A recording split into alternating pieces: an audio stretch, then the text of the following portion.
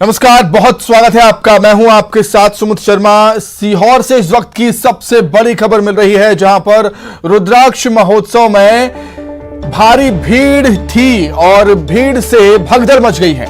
जी हां, रुद्राक्ष महोत्सव में भगदड़ मच गई है। श्रद्धालुओं की बड़ी तादाद से अव्यवस्था वहां पर हो गई।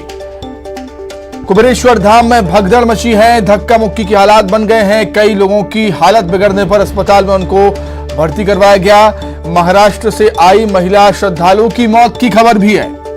न्यूज़ 18 लोगों से अपील करता है कि शांति बनाए रखें, संयम बनाए रखें, व्यवस्था बनाए रखें। जहां हैं वहीं सुरक्षित जगह पर रहें। दूसरी जगह भीड़ के बीच जाने की कोशिश बिल्कुल भी ना करें।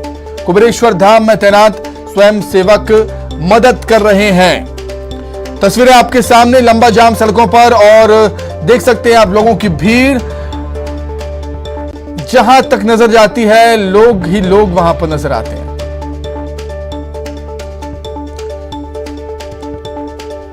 क्या कुछ हालात है वहां पर वो हम जान लेते हैं। फिलहाल अनुराग श्रीवास्तव हमारे साथ जुड़ गए हैं।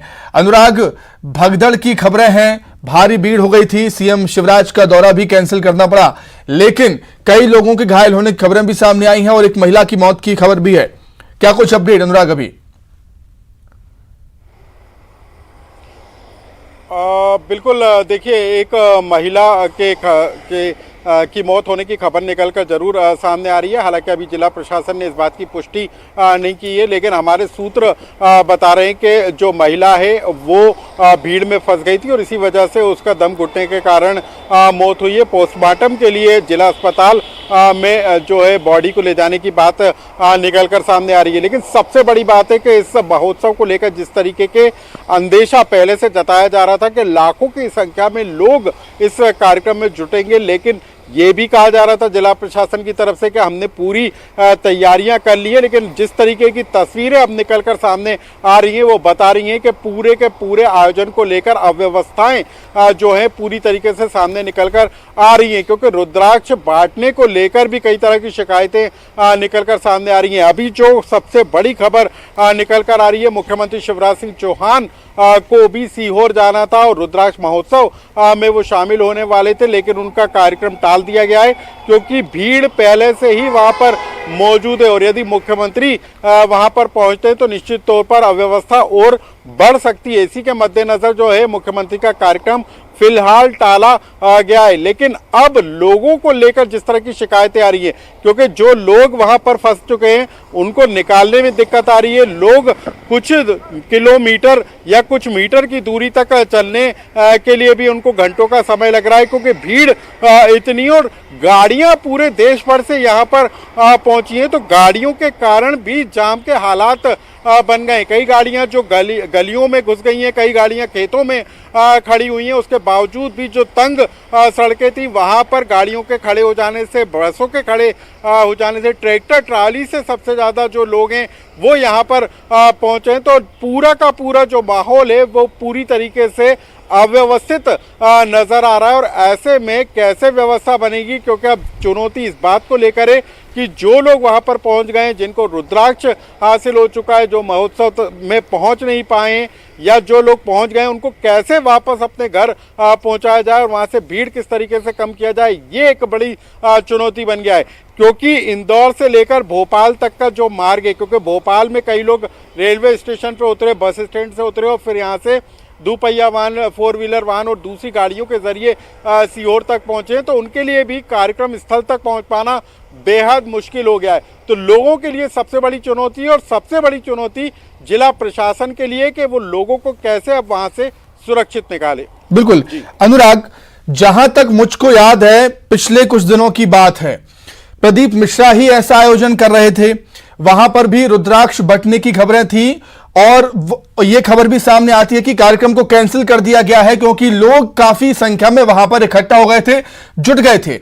तो हम कह सकते हैं कि पिछले आयोजन से सबक नहीं लिया गया इस आयोजन में।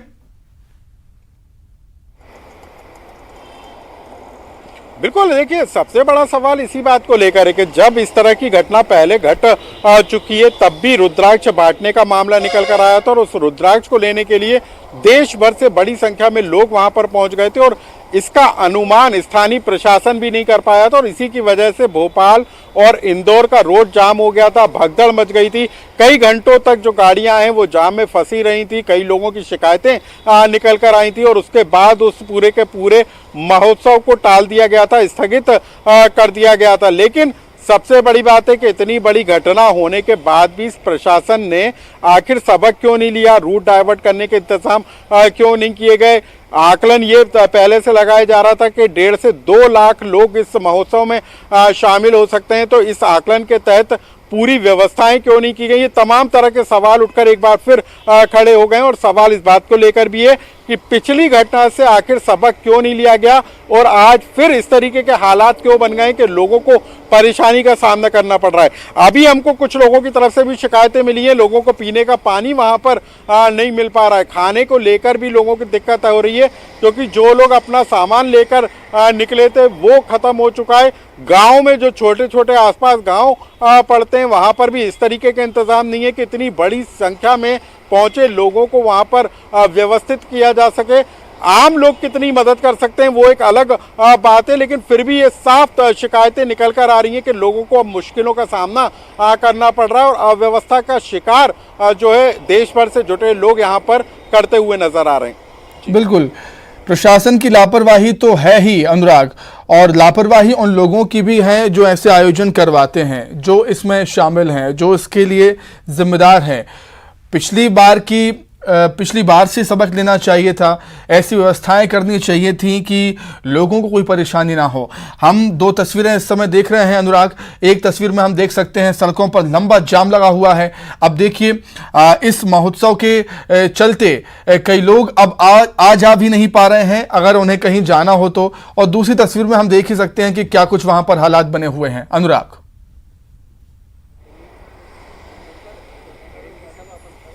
बिल्कुल, देखिए अब जो तस्वीरें निकल कर आ रही हैं वो साफ तौर पर ये जाहिर कर रही हैं कि जो जाम के हालात हैं, जो गाड़ियां एक के पीछे एक फंस गई हैं और लोग अपनी गाड़ी के अंदर बैठे बैठे इस बात का इंतज़ार कर रहे हैं कि कब जाम खुलेगा और कब वो अपने घर या जिस स्थल पर उनको जाना है वहाँ पर पहुँच सकेंगे। तो कैसे व्यवस्थाओं को सुधारा जाएगा ये अब एक बड़ी चुनौती बन गया है। लेकिन अभी तक हम रुद्राक्ष महोत्सव की बात करें तो उसको स्थगित करने की कोई खबर निकल कर नहीं आ रही है। 2 दिन बाद महाशिवरात्रि पड़ने वाली है और इसी तरीके के हालात अगले कुछ दिनों तक भी बने रहने के आसार नज़र आ रहे हैं क्योंकि अभी भी लोगों के पहुंचने का सिलसिला लगातार जारी है। कल जब हम खुद मौके पर पहुंचे थे तब हमने तस्वीरों में देखा था कि लोग बड़ी संख्या में जो है यहाँ पर जुटे हैं और लोगों को परेशानी का सामना करना पड़ रहा है। आज भी सुबह 4 बजे से, और 4 बजे से क्या हम कहें कि पूरी रात भर लोग जो है सीहोर में पहुंचते हुए नजर आए थे। तो निश्चित तौर पर अभी भी लोगों के पहुंचने का सिलसिला जारी है। तो हमारी भी अपील उन लोगों से है कि जो लोग जाम में फंसना नहीं चाहते हैं, जो लोग सुरक्षित रहना चाहते हैं और वहाँ के हालात सुधर जाएं उसके बाद वहाँ पर पहुँचें, तो ऐसे लोगों के लिए हमारी भी अपील है कि वो वहाँ तक पहुँचने से पहले इन तमाम रूट मैप को देख लें, रूट चार्ट को देख लें, उस जाम को देख लें कि वहाँ पर पहुँचना आसान होगा या नहीं। या फिर हमारी ऐसे लोगों को सलाह है कि वो थोड़ा इंतज़ार जरूर करें कि भीड़ छटने के बाद वो महोत्सव स्थल तक पहुँचें। तो अपील इसी बात को लेकर है कि जो लोग अभी उस स्थान पर पहुंचने के लिए, सीहोर पर पहुंचने के लिए निकले हैं, वो फिलहाल थोड़ा सा इंतजार कर लें ताकि वहां से भीड़ छट जाए, कम हो जाए, व्यवस्थित पूरा का पूरा आयोजन हो जाए, उसके बाद लोग यदि पहुंचे तो बेहतर होगा। जी बिल्कुल अनुराग, ये कोई पहली बार नहीं है पंडित प्रदीप मिश्रा जी के साथ। जैसा कि हम दोनों अभी डिस्कस कर रहे थे कि पिछली बार भी ऐसा हो चुका है जब उन्होंने एक महोत्सव किया था, रुद्राक्ष बांटने की खबरें वहाँ पर सामने आई, वो कैंसिल कर दिया गया। अभी इस महोत्सव में ये हालात हम देख रहे हैं, लंबा जाम लगा हुआ है, वाहनों की कतारें हैं, लोगों की भीड़ है। तो सवाल अब उठेंगे प्रबंधन पर कि जब आप सक्षम नहीं होते हैं ऐसे आयोजन करने में तो आपको नहीं करना चाहिए ऐसे आयोजन, आपको अगर नहीं करने चाहिए, क्योंकि जो हम देखते हैं कि जब भी धार्मिक आयोजन होते हैं बड़ी संख्या में लोग पहुंचते हैं।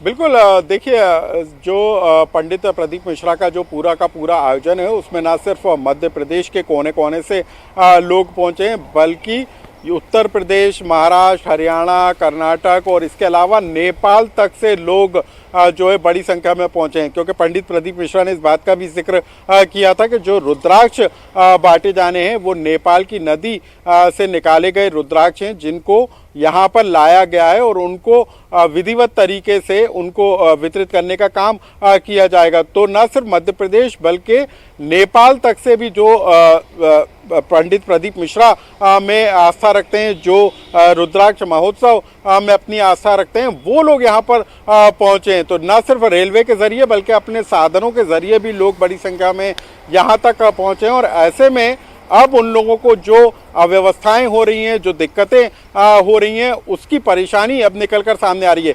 सबसे बड़ी बात है कि लोगों तक पीने का पानी मुहैया हो सके, लोगों को खाने का सामान मिल सके, तबीयत बिगड़े तो उसका इलाज तत्काल मिल सके, इस तरह की व्यवस्थाएं कम यहाँ पर देखी जा रही हैं। तो अभी जो खबर निकल कर आ रही थी कि एक महिला की मौत हो गई, अभी जिला प्रशासन ने उसकी पुष्टि नहीं की है, लेकिन लोगों को शिकायतें जरूर हो रही हैं और कई लोगों की तबीयतें बिगड़ी है, इस बात को लेकर भी खबरें आ रही हैं। जी बिल्कुल, अमूमन हम देखते हैं अनुराग कि जब भी हमारे देश में, प्रदेश में ऐसे आयोजन होते हैं, बड़ी संख्या में लोग पहुंचते हैं, उनकी आस्था से जुड़ा हुआ सवाल ये होता है। और अब जब ऐसे हालात बन रहे हैं तो कहीं ना कहीं निराश भी श्रद्धालु होंगे कि बड़ी संख्या में लोग पहुंच गए, व्यवस्थाएं हैं नहीं और उन्हें निराश होकर लौटना पड़ रहा है। कई तो घायल भी यहां पर हो गए हैं।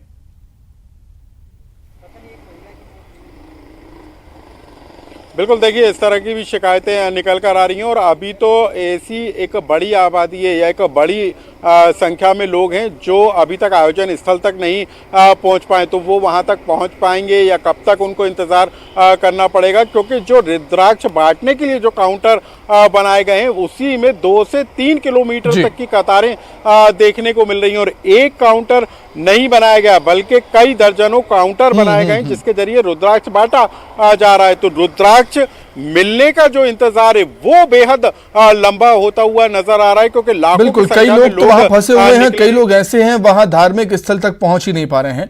बहुत शुक्रिया अनुराग जुड़ने के लिए और तमाम बातचीत के लिए आपका बहुत धन्यवाद। आगे बढ़ेंगे, अब बात कर लेते हैं छतरपुर की।